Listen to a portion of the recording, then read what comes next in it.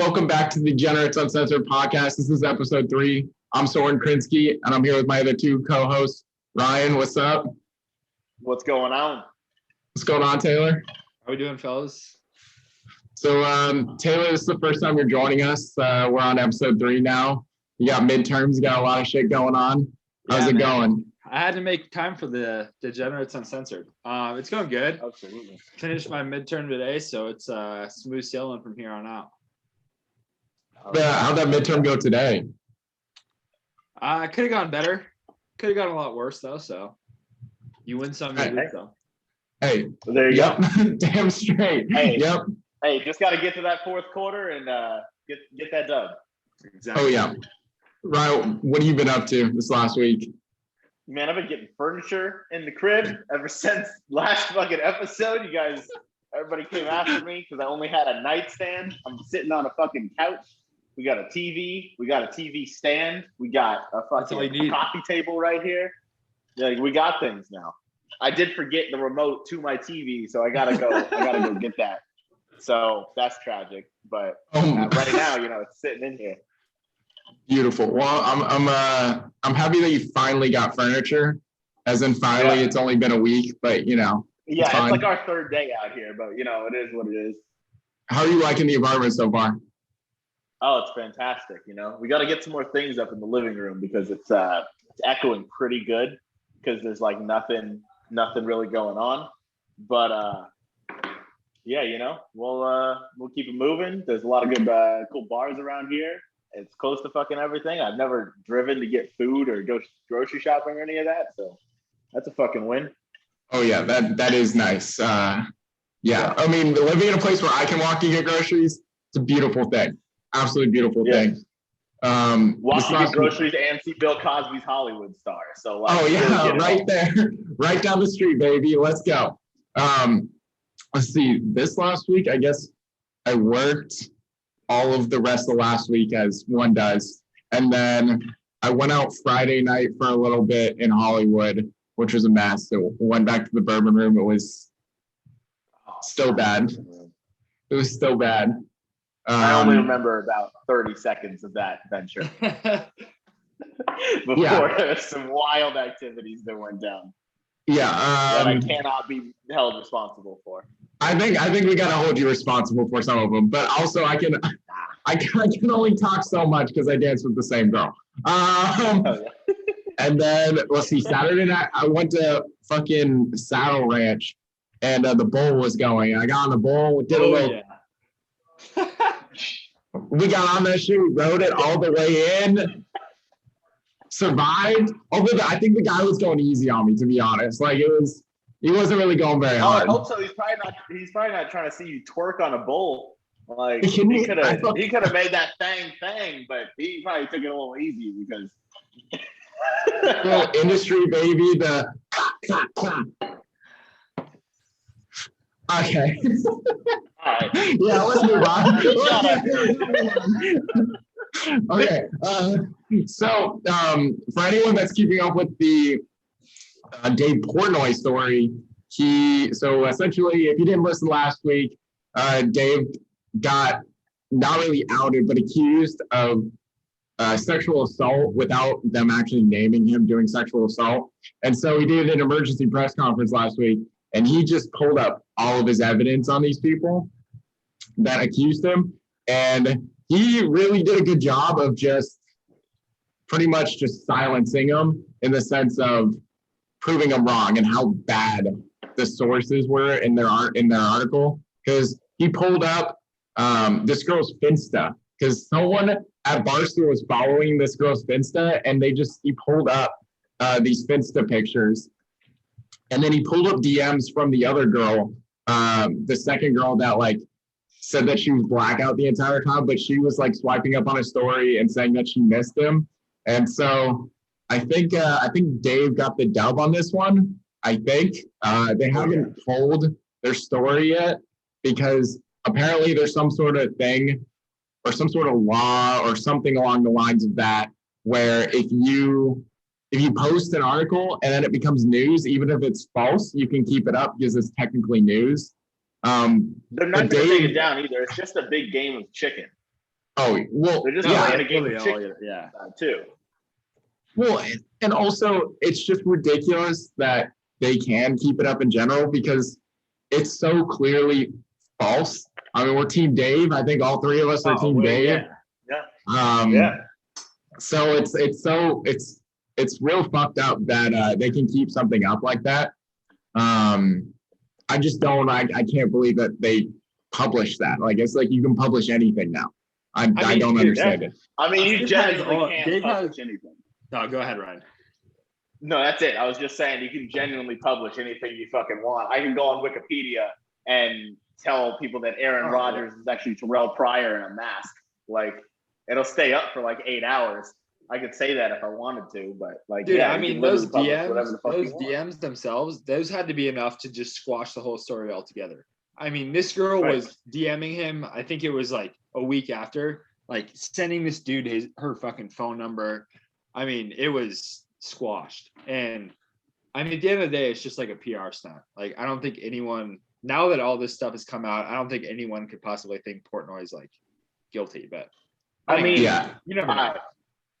Tell me if this comparison, like, it's only going to kind of make sense because they're two kind of different. They're both like the standalone people, but we were kind of talking about this in the pre-show, is the Pat McAfee show.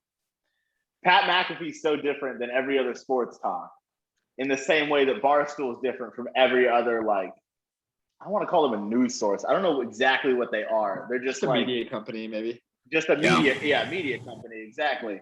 They're so different and so like themselves and so like won't be controlled by anybody else. People are genuinely gonna hate on that because like they can. Same way that like ESPN banned Pat McAfee's show from having any of their employees on the show. Like people are gonna go after Dave Portnoy for just whatever they can. This hit piece was 8 months in the making just for it to be fake shit. They went to like every girl they could find that's ever like gotten with him or hung out with him or drank with him, whatever. And it's fucking absurd. Yeah. It's just like, and also the people who support Dave and know him are going to stand behind him because they know that he is one of the more truthful people. Like all the Barstool Sports employees pretty much came out and were like, this is just clearly BS. Like, there's nothing in here that's clear evidence. And especially with that one girl, Evie or Eve something, she straight up just like posts things about just to like cause controversy so that she can get more views rather than someone else getting attention. Like, she just wants attention. So ridiculous. No, and this has happened before. Because like I think it was like 2 weeks ago. Dave, I don't remember the news source like off the top of my head, but they were saying that they posted some video and all it was about Dave like coughing in some like pizza place, and they somehow blew the fuck out of it. And I don't know. I mean, they like people like Dave. I mean, this guy built up Barstool like from nothing. Like he was like sending out newspapers to all his neighbors, and then all of a sudden this guy's the president, or now he's not the full owner, but I mean, people like that, everyone's going to come for your head no matter what. So yeah, I don't know.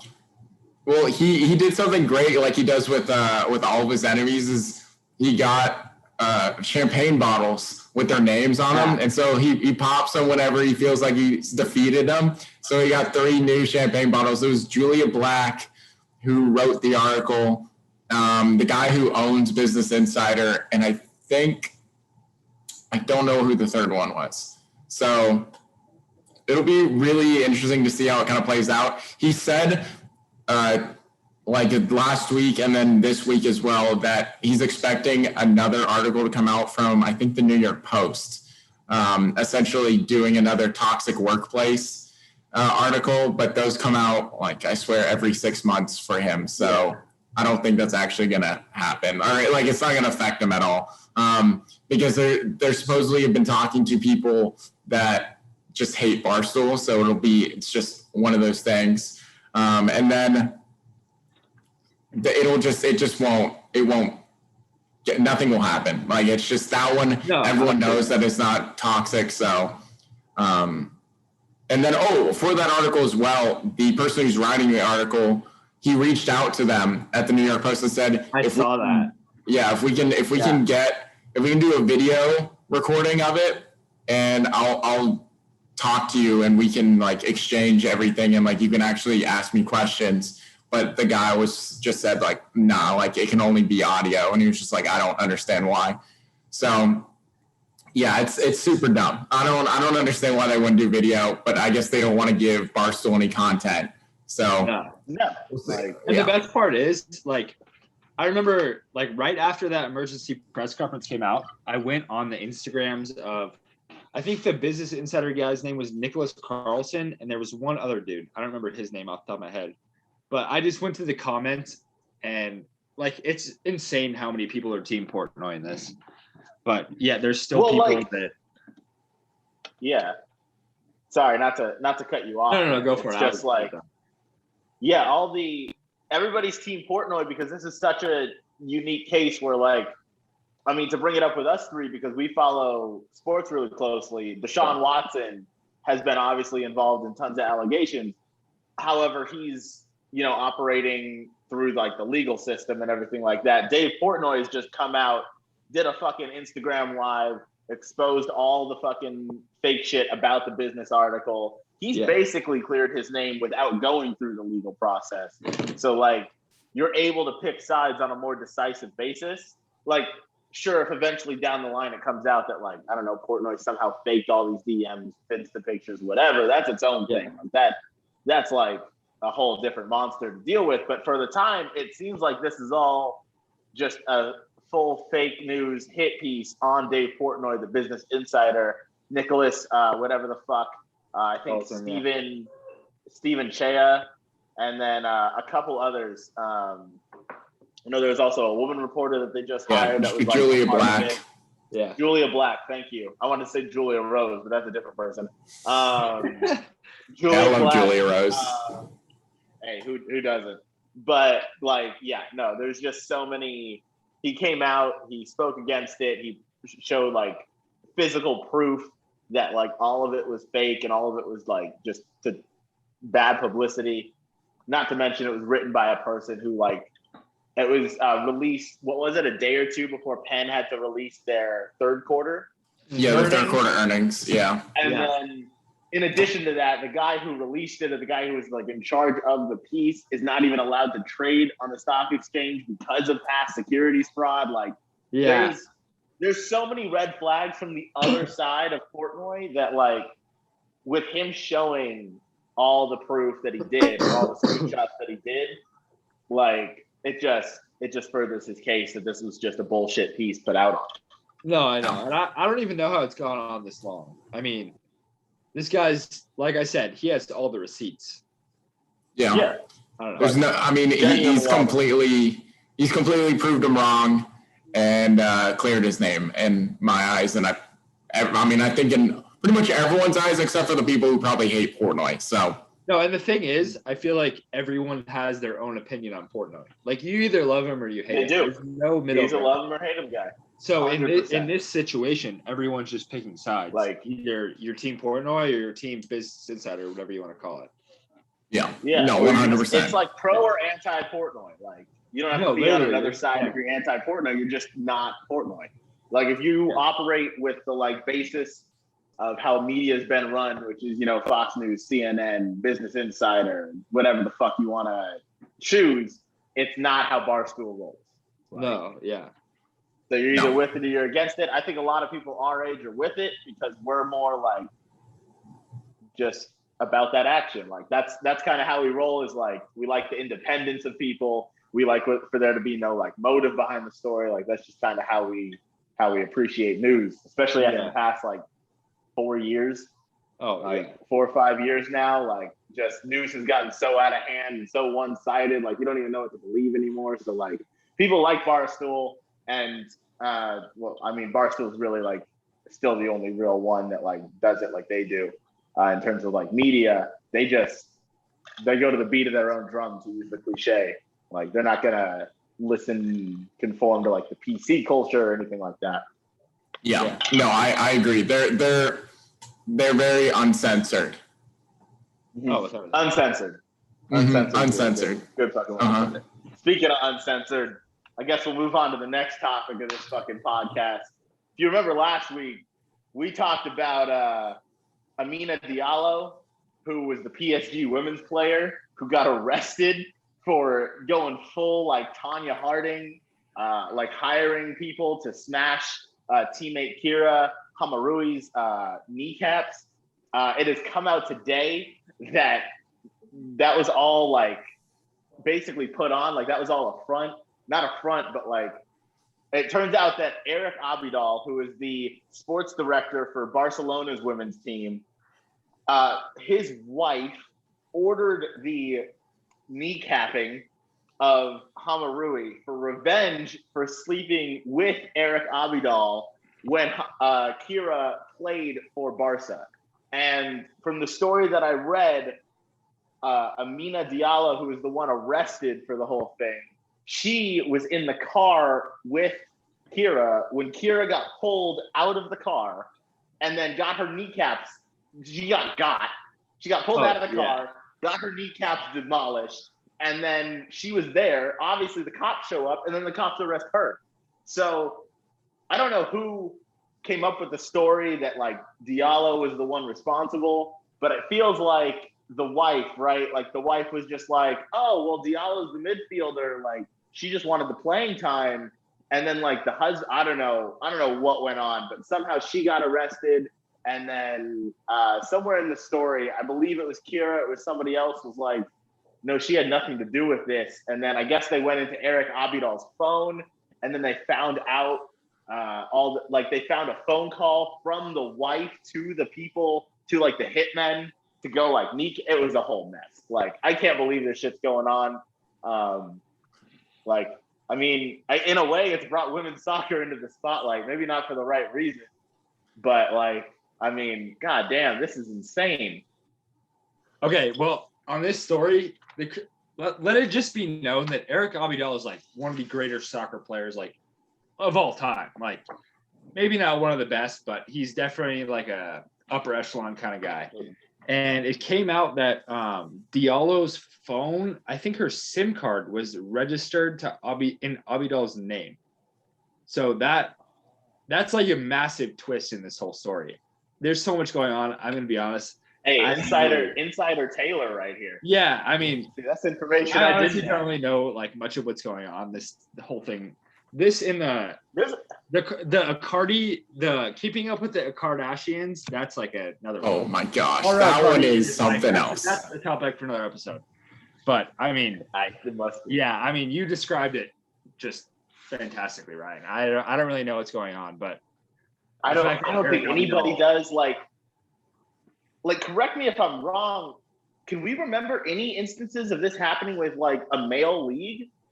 Like, not to say that it only has to happen with women, but like, I'm trying to remember of anything under this umbrella of like going after another person, because this is absurd. No. When you really think about it, like it's less absurd now that it wasn't Amina Diallo ordering the hit on her teammate.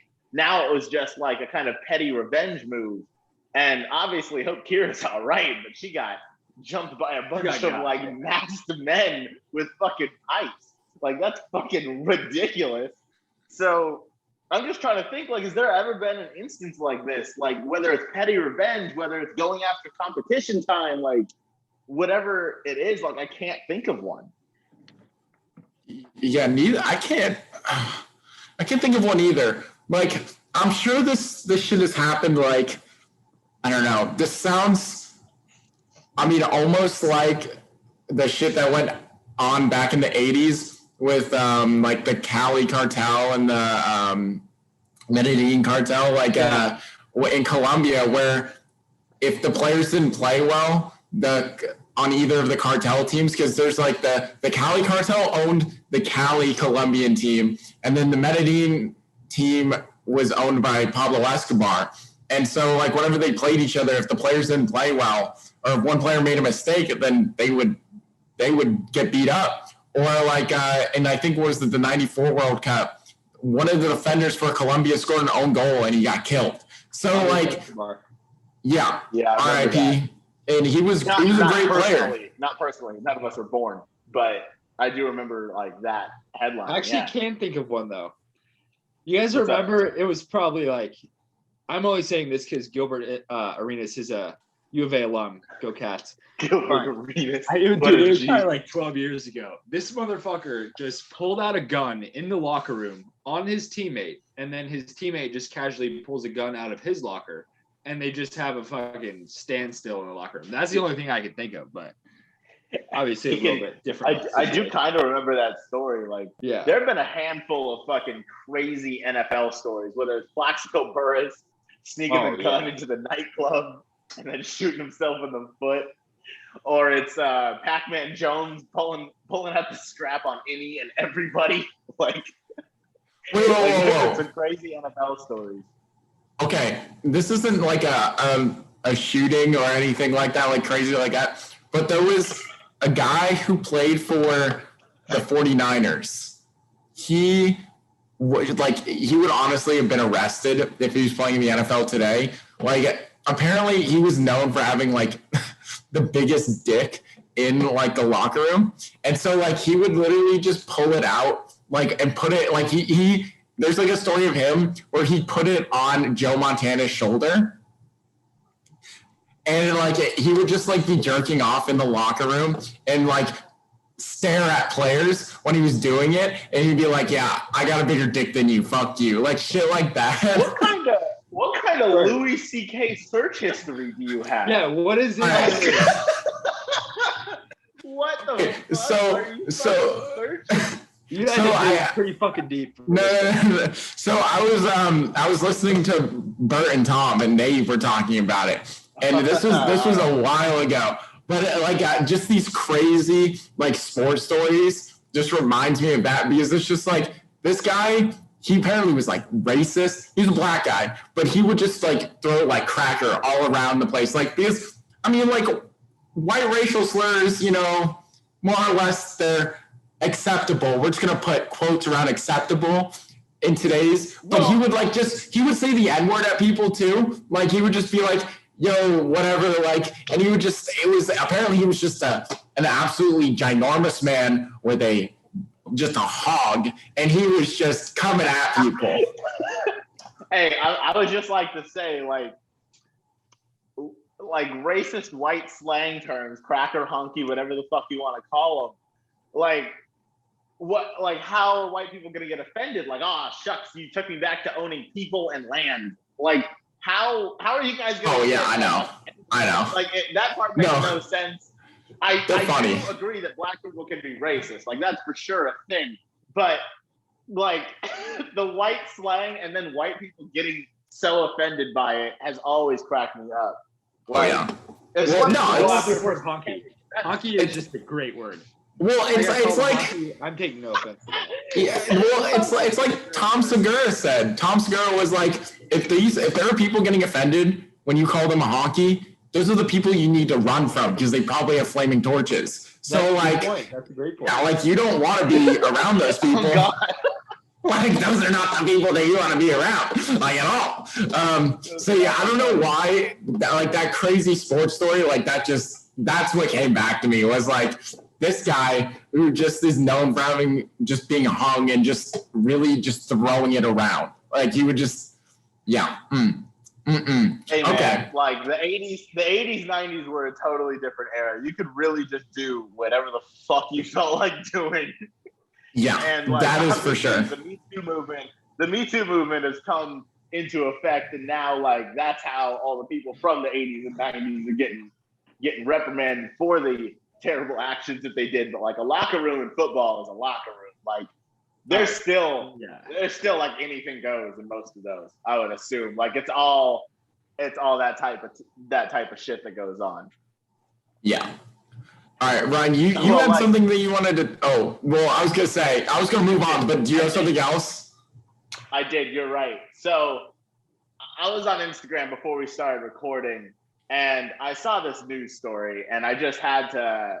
It felt right. Like I had to share it with everybody. So this news story I was reading about, it was on like Savage Videos or something like that, and then I had to go confirm it on Twitter, and it definitely happened.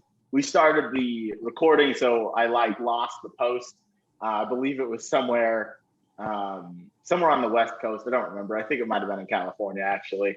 But a woman found out that her husband was cheating on her, and then took their wedding album and smashed his testicles with it. Oh. To the point where they both like exploded, and he like got them removed. So obviously she got arrested, and yeah, this makes my balls hurt just like thinking about it because that's absurd. But yeah, this was her mugshot, and she didn't seem too upset. Honestly, fair play. Like, oh my god! She did not seem like she hated the end result here. So For anyone listening, she's smiling. She's smiling in her mugshot. She's smiling. She's smiling like it's fucking school picture day. And I mean, you know, revenge is revenge. So like, the wedding album is toast, and so are the dude's nuts. So I guess that's GG in the chat. You got to move on. But my God, I saw that before we had to record, so I set that as a background. Someone asked to see like what I was talking about, and I wouldn't spoil it for him because it just feels like this had to be revealed. No, I think it's just absurd. I mean, oh my God. First off, man, how does someone about it? How does someone like? I don't really know what I'm trying to say here, but if someone was trying to beat your testicles with a wedding album, you'd think you'd either like run away or you would like shut a door. You'd think, right? You would think. Maybe, hey, maybe she played it nice and they like got into bed one night and then like she's like, oh honey, we should look at our wedding album, like after they fuck or whatever. And she was like on top of him, was like, look how happy we were. And then bam, fucking smashed fucking nuts everywhere. Like maybe that was how it went down. I don't fucking know. But that shit, oh man, like that hurts. That has got to be the worst pain any human could ever feel. Oh yeah, like 100%. Oh, like yeah, it's man. not even close. Oh, like yeah. All right, we need to move on. Yeah, I'm hurting. I'm hurting down south from that one. That one hurts. Okay. All right. Well, let's move into some questions because I think we just covered some interesting news to say the least. This first one's we're all over the place. Yeah, I think this one's a little bit more aimed at you, Ryan, because I know you got all the pickup lines, but also I do. Taylor got his girlfriend from a pickup line on Instagram. So I just want to say Taylor's up there.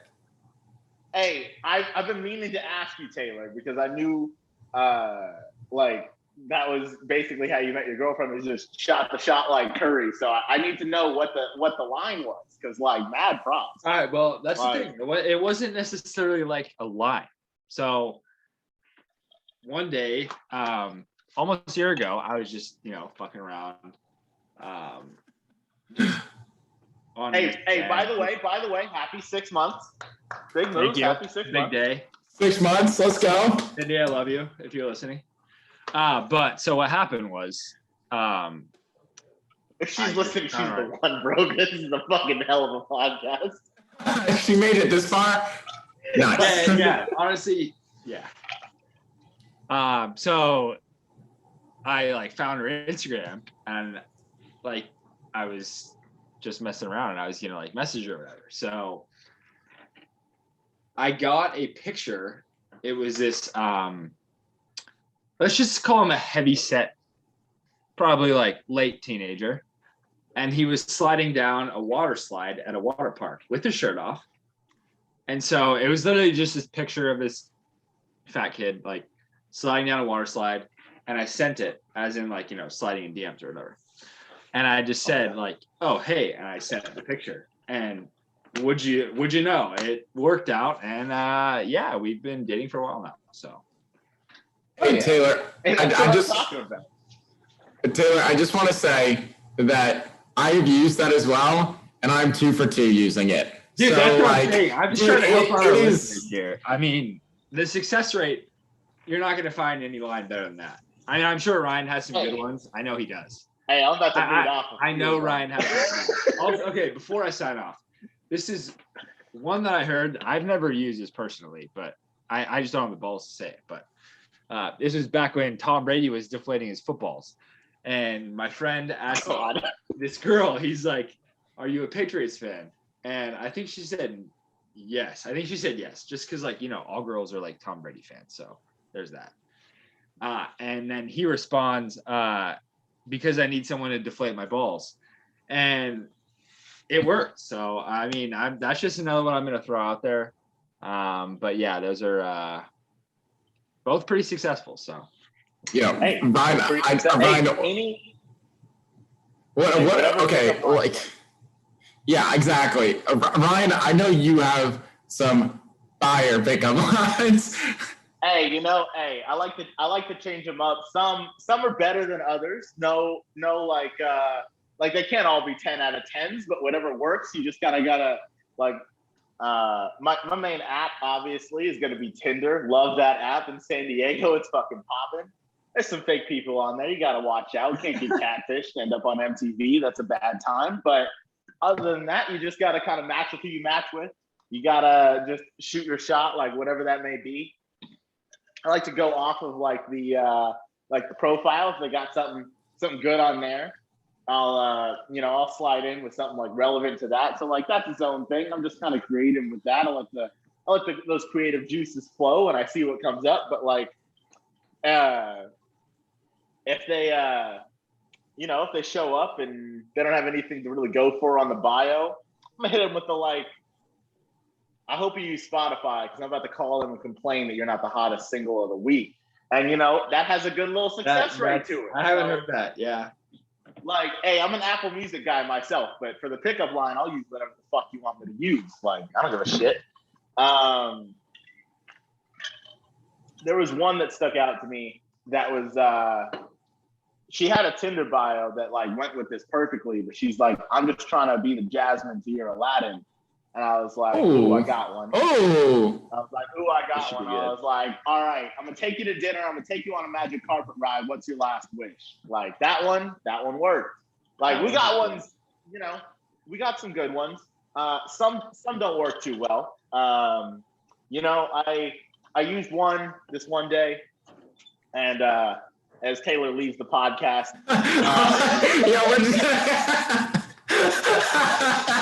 no, he said he's taking a piss. He's taking a piss. Okay, I'm just giving him shit. But I matched with this one girl, and oh man, we were talking. And I was like, "Are you trying to be the Dairy Queen to my Burger King?" And she was like, "Are you saying I need to lose weight?" And I was like, "No, that's not what. No, like I'm just trying to like slide it. Like that's not." And then at that point, it was lost. Like I was like, "Damn, like that's too bad." So we got a little bit of all the pickup lines. We got so Disney Plus is $6.99 a month, but for me it's free.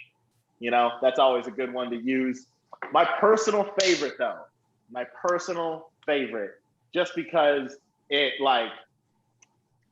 works, it's a smooth line, and it gets you like it lets everybody know your expectations for what's gonna go down.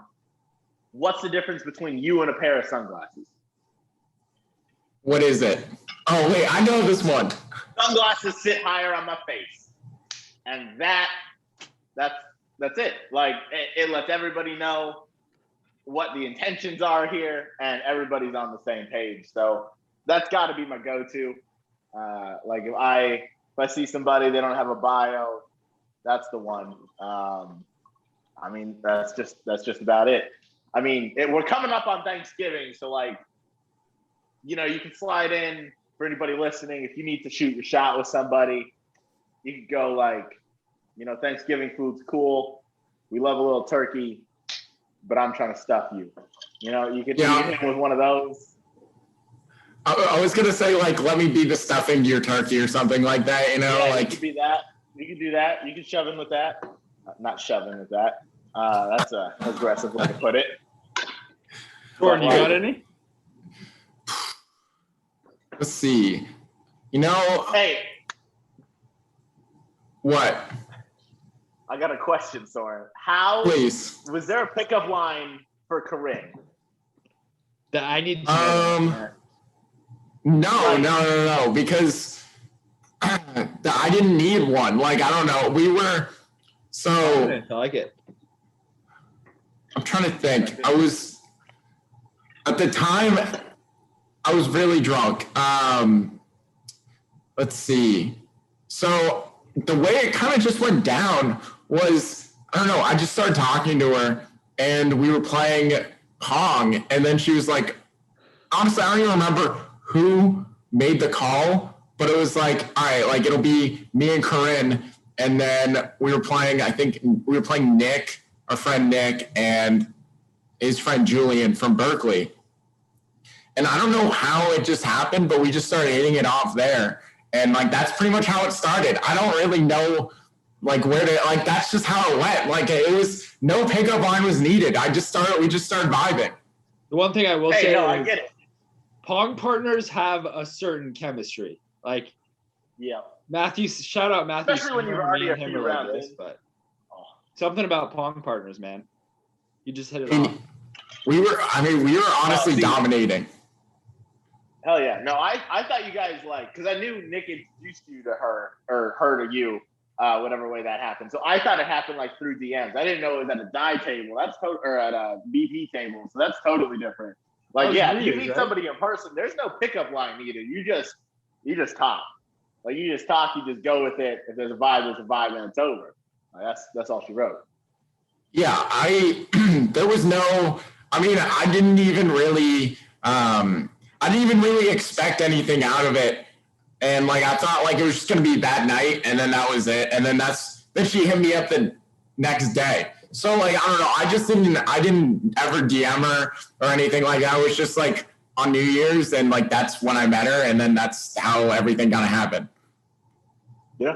I don't know. I guess I've never been the person to really use pickup lines. The one I mean, I've used Taylor's picture, which is actually, like I said, worked really well, 2 for 2.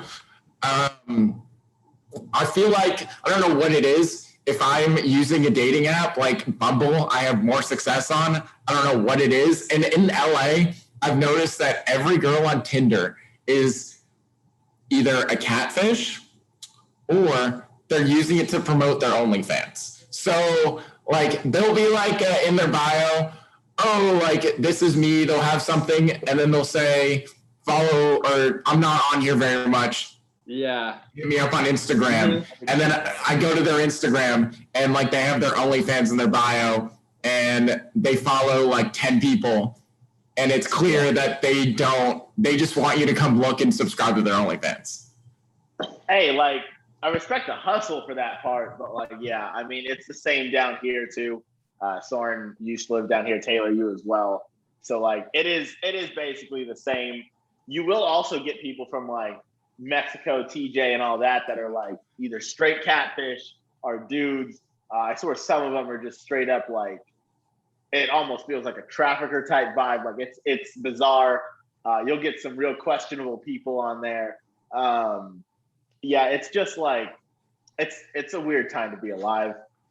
Tinder is not like the ideal place for sure, because like 40% of the pool is either OnlyFans promoters or like not people that you'd ever associate with, whether it's catfish, people too far away, just fake accounts, whatever. I swear guys have a tougher go of it. Like, at least girls, the worst they have to deal with is just guys with fish in their pictures. Like, yeah, 100%. That's the bot version of the guy, is when they got a Bass Pro Shops hat on and they're holding up a fucking tuna, like, or a halibut or some shit. Like, that's basically their version of a fucking bot, and some of them still fucking match with them. I'll never understand those types of people. Yeah, I'm gonna say this, like, maybe I'm exposing myself right now, but the Hinge algorithm is one of the worst things I've ever seen. Like, my confidence gets so shot. I go on Hinge and I'm just like, is this really who I'm getting like matched up with? Like, I'll go through like, please don't kill me, internet, like 25, 30 girls before I'm like, okay, I can maybe see myself talking to this person, but there's nothing like the Hinge algorithm to just make me feel so like, just like a piece of shit. So I got banned on Hinge, like it'd be like that. But prior to that, when I was on there, it was yeah, I got banned because I said some like Tinder related shit, and that doesn't fly on Hinge, I guess. But either way, like no, Hinge, I don't know about like my algorithm per se, but the most compatible shit that they would do, oh my God, it was horrific. Every time, like, What do you mean? oh man. I mean, I'm sure they had a great personality, but goddamn, like you can't match me with those types of people. Like that's rude. Okay, so like, I'm not saying when I'm like a David Hasselhoff, Dan Bilzerian, fucking Michael B. Jordan type, but like, oh my goodness, some of those most compatible people, because like it'll say like who. Taylor, if you like never used Hinge or like you don't know what I'm talking about, most compatible would be like, this is who we think you match the most with based on like your interests. And it was like always just like, oh shit, I didn't, yeah, exactly. Yeah. It's like, oh shit, I didn't know I matched with Moby Dick. Like, it's so rough. Like, I'm so, man, it's a rough time. I will, like, it's so strange. Like, okay, this is also partly my fault because I don't know. I don't have any, I guess I put an age limit minimum at 21 and then I guess whatever, it goes up to 80 or whatever. But I will go on my most compatible and it's like a 60-year-old woman. And I'm just thinking, sitting there, like, why? Like, how is this the most compatible? Like, I feel attacked. Like, I feel straight up attacked from just this. Like, really? Like a 6-year-old woman? Love has no boundaries, Soren. What? Love has no boundaries. Oh yeah. Hey, I'm the same way on Tinder. I go 21 to 85 plus or whatever their like max is. Respect, honestly. Because like fuck it. Because fuck it. I will say I did meet up with a girl from Hinge last week, and like she was really cool. Like I had a good time. So like, hey, about an hour after this fucking podcast ends, I'm meeting up with a girl from Tinder. So like, she literally sat me during this pod and was like, "I need wine," and I was like, "I have wine." I was like, "Come over." She's like, "Yep." I was like, "Fantastic." Like it's that easy. But I mean, there's something about like people. I don't know about you guys, but like ever since I turned 21, because like when I was 20, I would go like the age range from like 19 to like 24 or whatever. But then like you'd match with people like over the age of 21 and it'd be like, oh, well, let's go get a drink, and be like, oh, well, I'm still a fucking kid in the eyes of the law. Like I turn 21 next month, but it doesn't fucking matter. But then like as soon as I turn 21, I'm like, if you can't get a drink, like I don't fucking want to even associate with you. Like, what are we gonna do? Go to Chuck E. Cheese and then laser tag? Like, none of that sounds enjoyable to me. No, I'm 100% the same way. Like, I just can't do under 21 because, you know, I like going to get a drink, okay? And if you can't get a drink with me, if you can't go out, I'm sorry, but it's just not going to work. It's not going to work. At the moment, like, I'm at the point where you need to be 21. Yeah, and, like, I know you both kind of, like, you know, smoked in the past. I'd still say I would assume that I smoked the most out of the both of you. And like, I don't even smoke that often anymore. But as you both know, they used to be all I did. So like, even now, like if I match with somebody and they're like, I don't really like to drink, like I like to smoke. I'm like, no, like I'm not a social smoker anymore. I'll smoke before I go to sleep. Obviously we're all talking about weed here. But like, yeah, it's just something about the atmosphere of like going to a bar, getting a drink, listening to music, dancing. Like that whole vibe is just like good first date atmosphere. You know, it's hard to have a bad. You can't have a bad time. Yeah. You can't, especially with the three of us. Like, we're all fucking social motherfucking people. I Like, assume have a the bad Natasha time with Bedingfield story has been talked about. I'm a little late to the party here, but it may we have been haven't mentioned. really gone into depth Alright, well, with it, but we it have hasn't been mentioned it. Soren. Well, Has been mentioned, for sure. it's been mentioned, yeah. It has been mentioned. We posted it on Instagram for anyone who really wants to see how my greatness really I would highly looks. recommend it. Yeah. Yeah, I would definitely as highly Degenerate recommend it. Uncensored, it's on there. It is the greatest. Like, that was so worth every fucking. Like, Soren, you that was rocked worth the it. hell out of that too, man. Like I didn't. You did. You did. I didn't like, see that coming. I gotta give credit. Bro, I that didn't was either. unbelievable. Dude, I didn't either. You were like, "Nah, I'm gonna go up there and I'm gonna rock it," and I was like, "All right, like, is this motherfucker gonna go do it?" Like, I figured like you were. I don't know. Like, I didn't know what to like think because you were like, "Oh, I'm gonna text this guy," but I guess you just had like a few drinks and you were feeling it, and then you're like, I texted the guy like, "When is my song up?" And you just kept like ordering drinks, and then I ordered Taylor, Sydney, and Kylie the blowjob shots because it was one of you guys' birthday, and you know you have to do that. But then, yeah, no, when you went up there, you just fucking took that stage, and you just Yeah, I had to get the fans in. Got everybody into it, like. It was a beautiful night, and I think Natasha would be proud of me. Like, I truly think she would. I'm surprised we didn't get a repost or something along the way. Huh? I know it's fucked, man. Like, she should notice me. Did you give her the tag? I think I did. I'm pretty sure. She'll see it eventually. It's okay. It's okay. You know, like, you just gotta be on it, whatever. Like, Things are meant to be. Yeah, exactly. Yeah. Like, currently I'm yeah. Oh yeah, I'm down. I'm very down. Very, very down. I got like a whole catalog that I'm ready to just blow out of the water here.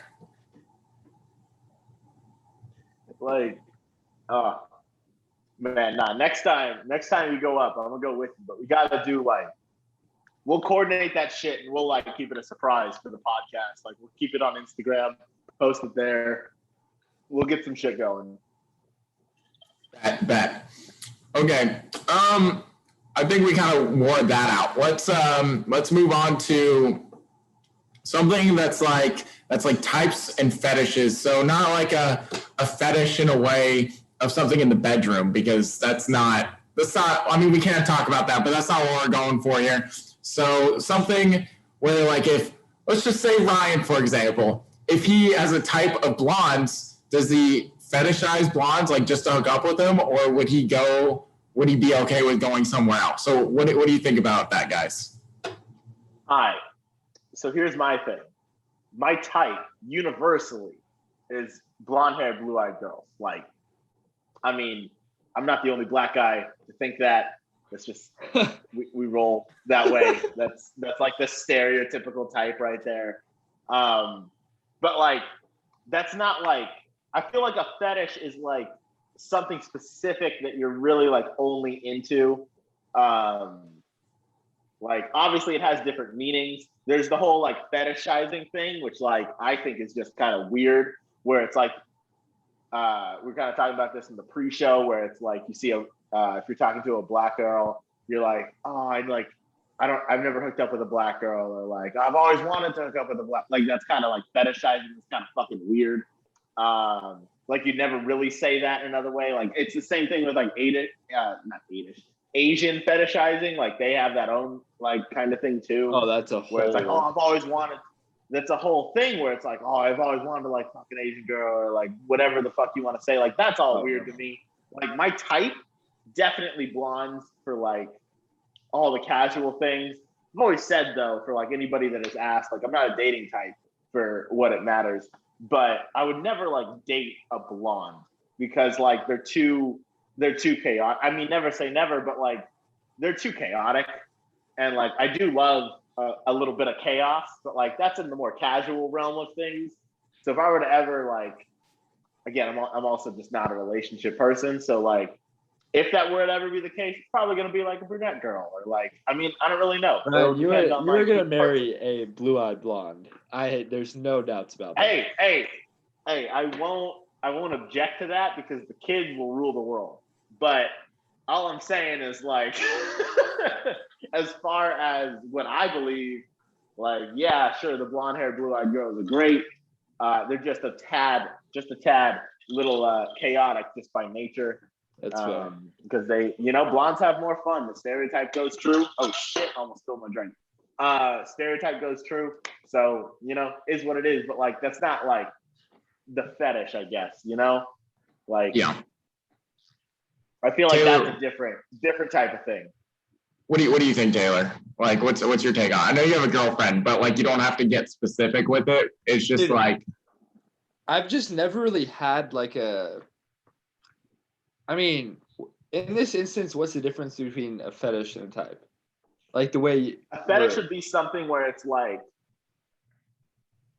almost obsessive. So it's like you would feel the need to mention it to the girl, where it's like, if I were talking to, I couldn't even think of like an example of fetishizing. Are we talking about like toe fetishes and shit like that, or what? No. No. We're not talking about like sexual fetishes. We're talking about like just like appearance racial fetishes almost. Or like racial fetishes, where it's like, oh my god, like I've never hooked up with a black chick before. Like I've always wanted to. Like, oh my god, or stuff like that, or like, oh my god, like, what kind of Asian are you? Like I have an Asian fetish. Like that's its own type of thing. Like feet and like bondage and whatever other freaky shit you want to get into. That's its own subject of fetish. But then there's like the racial fetishizing. That's like the weird part to me, where it's like you seek out a race and then like put them on the spot for being that race because you're sexually attracted to them. Yeah, dude. I mean, I don't know. I mean, honestly, you guys can probably speak about me more on this, but I've never really like had one. Not to be like boring or anything, but I would agree. Like I just never thought of it like that. I don't know. Yeah, I'd agree. Like, I don't know. Like, I'm definitely like, Soren started the conversation off by like my type, and like I'm totally fine with that being my type. Like, I have nothing wrong with that. The girl that's coming over later is blonde with blue eyes, so like it all fits. But yeah, no, Taylor, I'd agree. Like, you don't really like have a type when it comes to that. As far as like I've seen, it's just like whoever you vibe with, and like that's kind of my shit for like if I were to date people too, is like it'd be more of a vibe reason than like a sexual reason, Yeah. Okay, so that was going to be my follow-up, was if you were to date someone, would you follow your quote-unquote type, or would you just more not care? Because I feel like almost in a sense of like, sure, you have those people who date, they're like, oh, like I've dated 3 redheads in a row, so like they have a type, or like they've dated 3 Asians in a row, so they have a type. But that's almost like, I guess, that is more or less like that's the thing that's like almost defined as a type. Or if they go for the same person or same kind of person, like 3 or 4 times in a row or 2 times in a row or whatever, rather than just like almost a preference. So would you say that would that make a difference for you? Like, I would say, like, personally, like, I'm not really the dating type, so it's not something I take into account a whole lot. But like on occasion, I will talk to a person who like piques my interest, like intellectually would be a better way to put that. Where it's like, oh, okay, like I could see being with you outside of just sex or outside of just like a casual relationship type. So, I mean, I'm not like, that person could literally be anybody. Like, I'm not specific with like the figure or the race or the ethnicity or the like whatever. It's all has to do with like the individual's personality. So, I mean, I also personally, I don't see myself dating anybody that I meet off of Tinder or that I meet off of like a dating app or something like that. because I like to have like a foundation where it's like not sexually based, like off the bat, because that's how I like would get involved with a person easily, or not easily, but like in an effortless way. So like if I were to meet someone on Tinder, even if they're a really cool person, like I have met some really close friends of mine that are women off Tinder. So not saying like that's an issue at all. Like that's sometimes just how the vibe goes. That's how you click. That's how you go, and that's cool. But I still don't see it as a way to where that's going to be who I date. Like I think it's going to be somebody that I just happen to meet in person, however that may be. Like I want to have that basis of a friendship first, because I think that's the important base to have to go into a relationship, you know? Yeah, 100%. I can agree with that. Yeah, when I look back at it, I have a track record that doesn't really line up with anything at the moment. It's like in terms it of went types, redhead, whatever. brunette. Yeah. Yeah. Like redhead, Corinne's brunette, also her own type. redhead. Okay, but like I'm gonna go based off of like when I was with her, which was like dark brown hair. Like I don't know, she changes her hair color up. So it was like redhead, brunette, redhead, blonde, I guess brunette, and blonde, and then darker hair, and then blonde again. So it's like there's not like I don't know, like I don't necessarily. I'm not like you, Ryan, in the sense of like I don't know. I go for more of the romantic type. Like I'm a hopeless romantic, and not saying that there's anything wrong with what you do, because I fucking love what you do. I think it's awesome. So like I don't know. Like I feel like would I say I have a preference? Maybe, but also at the same time I don't. I get that. Like for the record, I just feel like I live a unique type of life where I have probably like 10 completely platonic like women friends, like who I'm like as close with, almost not as you, Soren, because you're just at this point like just best friend forever. Honestly, at this point, same with you two, Taylor. Like we've known each other since fucking like 5th grade. Taylor or Soren since like 4th grade. So like you two are like kind of on a different tier at this point. But as far as like everybody else, like in terms of like close friends, like they're just at that level. So I'm able to like have that. So I can hang out with them, see that side. I'm able to be the like dad of that group, essentially. So then on the flip side, like not in that way. I'm able to be the dad in terms of like looking out like after them, looking out for them, all things like that. So that gives me like a different dimension when I'm like talking to other girls that I'm like interested in, where it's like I'm already respectful towards women, which a lot of guys aren't. Like a lot of guys just don't understand that type of thing, where that's where that whole like toxic masculinity thing comes from, is they like just don't understand the respect. You do too, Taylor. I know I'm pointing when you guys are in different directions on the screen, but Taylor, Soren, you guys, that's why you guys are so close to me, is you guys can both like understand that level of respect that you guys like respect women as well. So yeah, like I think that also just adds like a separate dimension to it, where it's like some see that you have that and then some don't. So it's not that I'm like a hopeless romantic, because I'm not.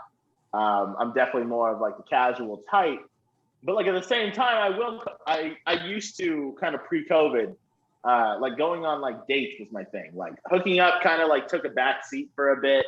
Like don't get me wrong, it's always fun, always a good time. But like sometimes you just kind of like want to go on a first date, just kind of like experience that, see what the vibe is, see what you got, like see the connection, that type of thing.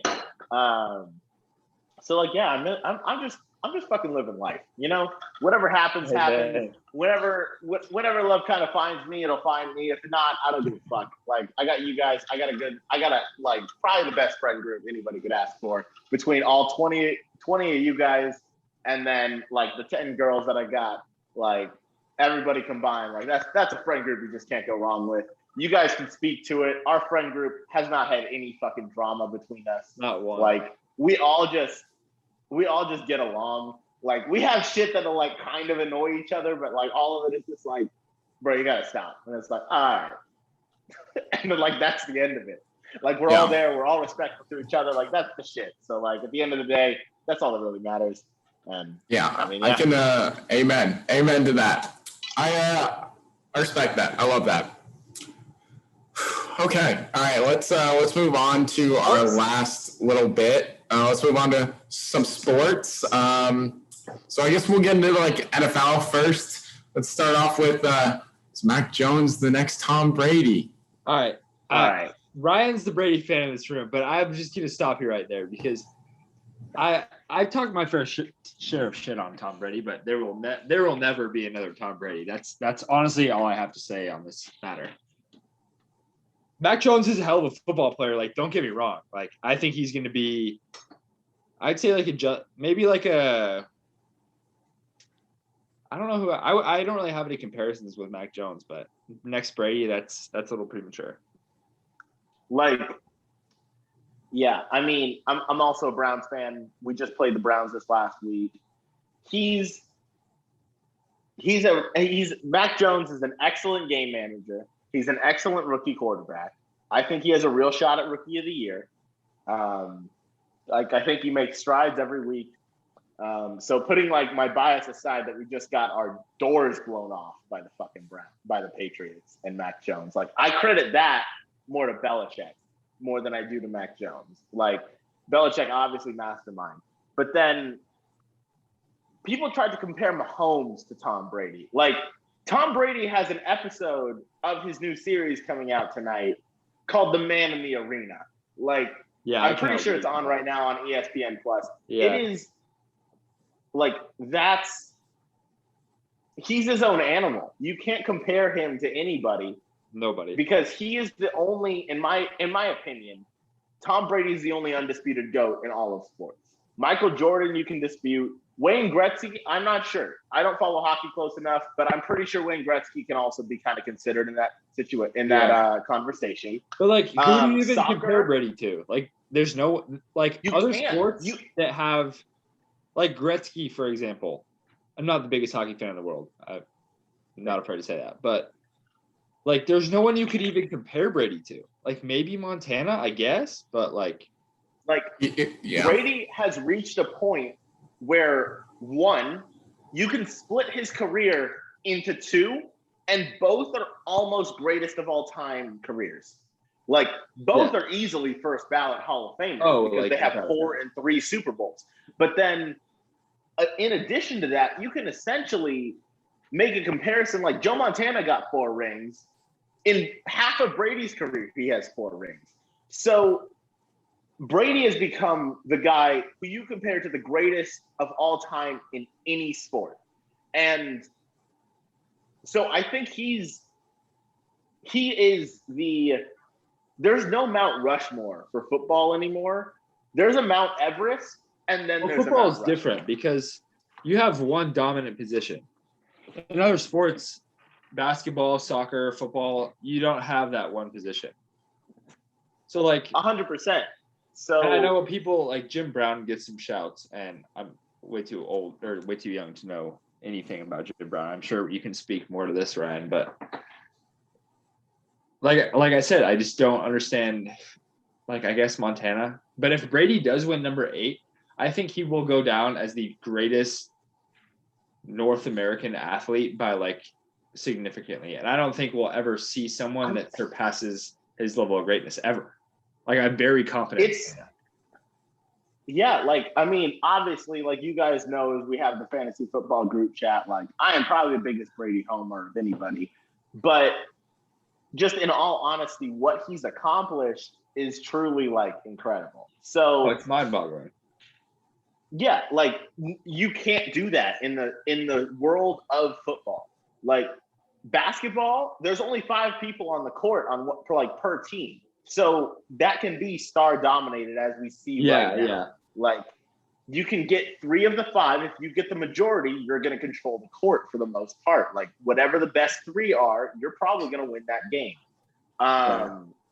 You know, in hockey, don't really know how it works, but it's also kind of just really fast paced. If you have a really overskilled player, such as Wayne Gretzky, Sidney Crosby, Ovechkin, I believe is the other one.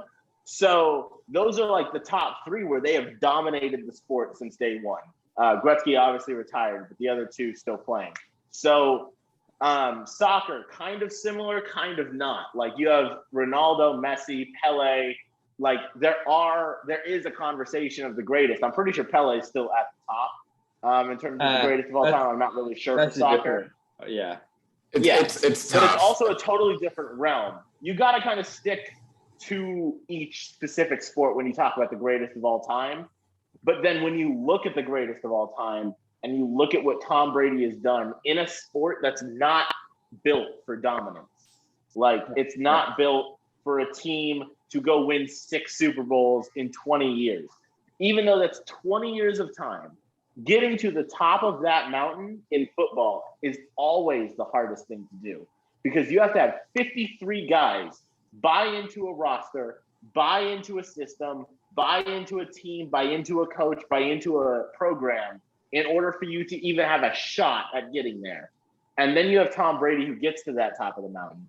So do I think Mac Jones can be the next Tom Brady? No. Do I think he could be a top 20 quarterback of all time? I do. I think he has that poise. I think he has that composure. I think he has the ability to not shrink in big moments. I think he has the ability to stand in there, to handle whatever's thrown at him, which is a greatness that not many players have. I would compare him right now to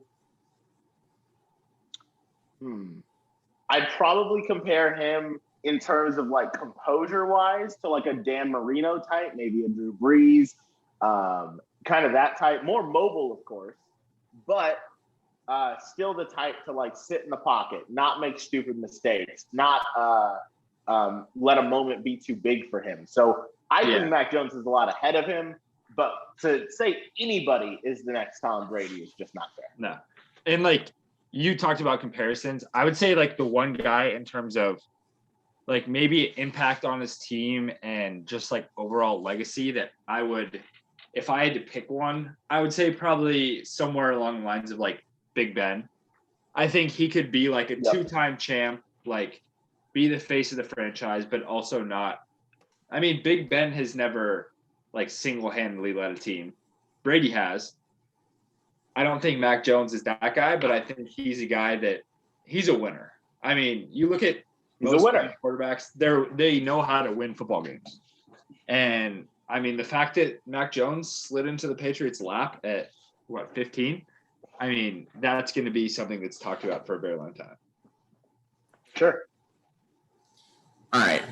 We're kind of short on time, so let's move on to Mahomes real quick, and then we can move on to college football and wrap up. So we saw Patrick Mahomes come alive again on, Sunday night against the Raiders, and he actually looked really good. So are the Chiefs back?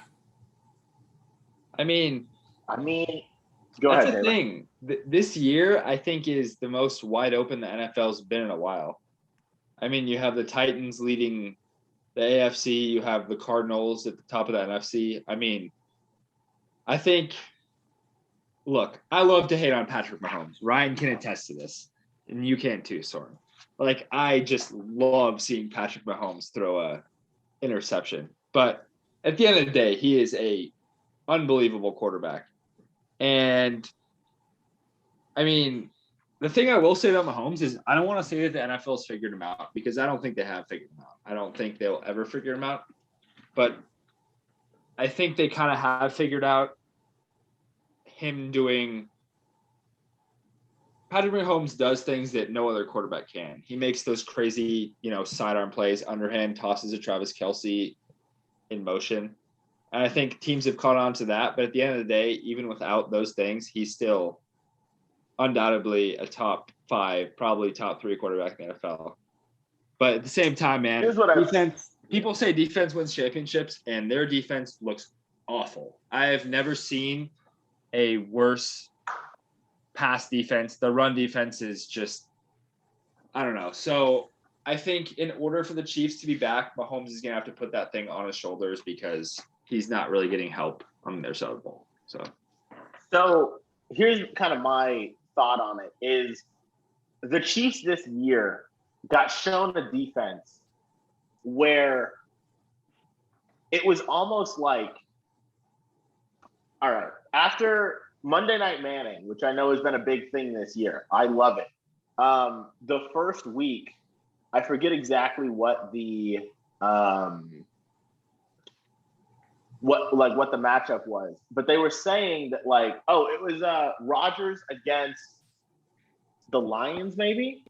Anyway, they were playing a too high safety look, and that look made Rodgers, because if you have too high safeties, that's going to cover the whole deep part of the field. That's the Chiefs' offense.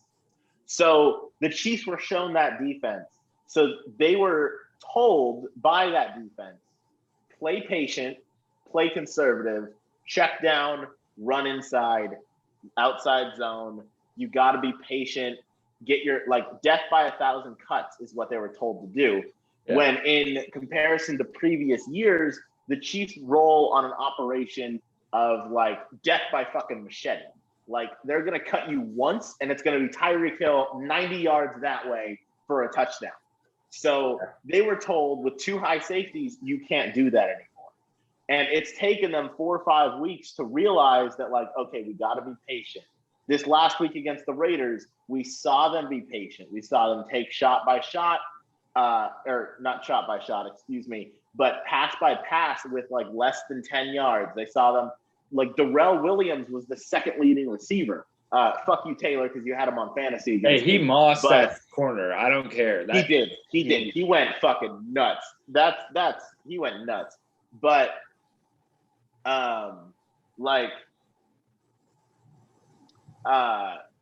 they did death by 1,000 cuts this week.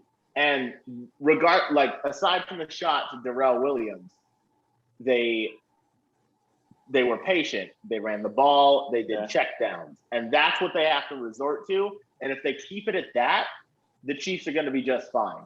Their defense sucks, but let's not forget that first year that Mahomes was starting, they had the 31st ranked defense in the league. And the only reason they didn't make it to the Super Bowl was that GOAT in Foxborough and the GOAT coach in Foxborough that kept him out only by the skin of their teeth. Only by the skin of their teeth. So they're capable of reaching that point. And this year, there is no dominant AFC team. If they're to get to that point again, even with the worst defense, if their offense can get back to the death by 1,000 cuts, then you get that one safety down into the box. Tyreek Hill or McCole Hardman, Demarcus Robinson is going to be open on that street. That's what they got to do. They just got to be patient, and they'll get that shot. They'll get the chance to open up for them. Agreed. Yeah. Okay, let's move on to our last thing real quick, and then we can wrap up. Okay, so we got some updated Heisman odds. On the NFL real quick. Go for it. Just one betting advice. So I'm a degenerate gambler, and the last 2 weeks, just a pro tip, bet on there to be no safeties in any game. If you bet 12 games, I think the odds are minus 200 per game. You parlay all those together, and it is a minus 120 bet. So I bet $100 to win 95. There would be no safeties in any game. And it has hit 8 out of the 10 weeks. Oh, that is actually that's really interesting. Yes. Because I think there's been 4 safeties in the NFL this year. 3 have happened in the same week. So there's been 2 weeks with the safety in the NFL. That's interesting. Okay. Holy shit. I didn't even think about that. I've done it 2 weeks and it's hit both weeks. So. Yeah, that's a good one. I love that. That is really good. I do love that as well. So, of course, California has still not gotten on the fucking legal sports gambling bandwagon. But yeah, it's on the way. Okay, now let's move into the Heisman odds. So leading the pack here in college football for the Heisman Trophy is Bryce Young at plus 175, CJ Stroud from Ohio State at plus 225, Kenneth Walker from MSU at plus 350, Matt Corral plus 700, and Kenny Pickett from Pitt at plus 2,500. So personally, I think it's really up to Bryce and CJ. If they win out, they're going to win it. I think Bryce has a little bit better chance because, especially if he beats Georgia, he'll probably have his Heisman moment against Georgia, and he will win. He will win the Heisman. Whereas I think CJ Stroud only has to play Michigan coming up, so I really think it's really Bryce's to lose. I don't think anyone else really has a chance at it. Like Matt Corral blew his chances when he got absolutely blown out by Bama. So, yeah, maybe Desmond Ritter is like really a sleeper pick at plus 5,000 or Jordan Davis. But other than that, I don't really see anyone else besides like the top two winning it. Now, I'm hammering CJ Stroud. I mean, you look at a year like last year, Mac Jones, he was, what do you have, like 50 touchdowns and I think 5 interceptions or somewhere along those lines. He didn't even win the Heisman. And I know the person who won the Heisman was his wide receiver, who he was throwing all those touchdowns to. But I think college football, in terms of Heisman voting, it's all about what you've done for me recently. And I think that CJ Stroud, he had that one loss to Oregon very early in the season. I mean, this kid, he's a freshman right now. He's a redshirt freshman. He threw, I think, like 5 balls last year.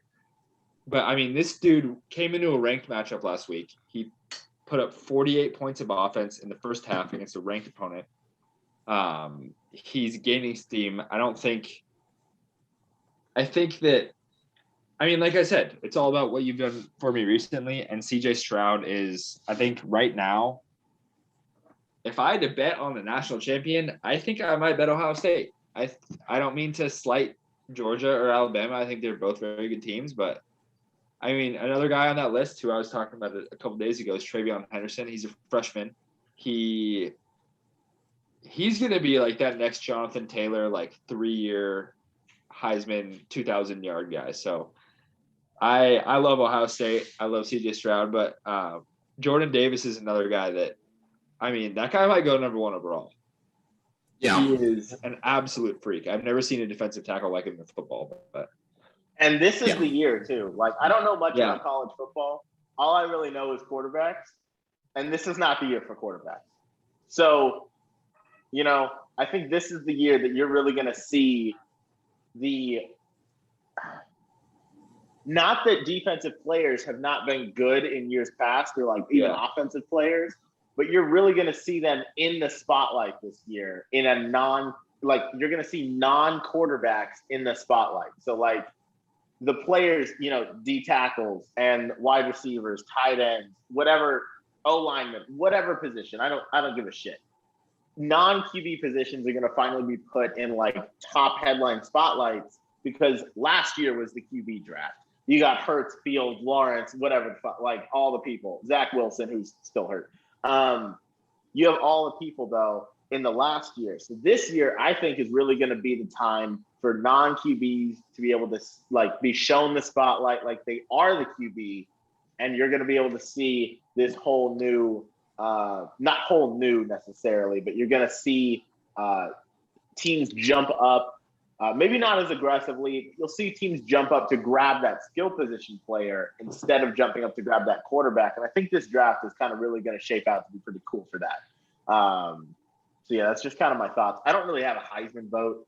As you guys know, I don't follow college too closely, especially not this year. So I kind of leave that to you guys. You guys are the college football pros for sure. But that's just kind of my thoughts on like how the draft is going to play out because of the lack of quarterback talent that's coming out. Also, just want to give a shout out to San Diego State punter Matt Ariza. If there's any year for a punter to win the fucking Heisman, it is this year. This guy is the greatest. He fucking bombs balls. I mean, dude, he like bombs balls. I've never enjoyed watching a highlight reel as much as I love watching Matt Ariza's highlights. He's making punting fun again. I think he hit like 2 80-yard punts in the same game and then hit a 51-yard field goal to win the game. Like, this dude's going to go in the top 3 rounds of the NFL draft. I mean, he takes up 2 spots. He opens up a free spot on your roster. Like, this guy's now. I can't talk enough about this dude. Here's what I will say is I don't know that he's going to take up 2 spots. So he's a very, very talented punter, and he's a really good kicker. but to do both at an NFL level is a whole nother hurdle. I'm not saying that he couldn't accomplish that because I think he's insanely talented. If there's anyone to do it, I think it's him. But 100%, I would agree. There are a couple punters and kickers that have tried before to do that. You know, obviously the first that comes to mind is McAfee, but the toll it takes on your leg and then the injury risk where if you get injured, you're now down 2 positions. Yet, like, he would be the perfect guy to be the punter and then to occasionally fill in at kicker if the kicker was in a slump or the kicker got hurt. He'd be that perfect guy. And I do think he's a top 3 pick. I just don't know that he's going to be able to just do both duties at an NFL level because that's a whole different animal. Yeah. And I mean, okay, like kicking is the only thing where it's the same in college as it is in pros. And I mean, that's not accounting for the pressure or whatever you want to call it. But the record for college football or professional football is, I think, 63.9 yards per punt. Matt Ariza right now has a punting average of 65.4.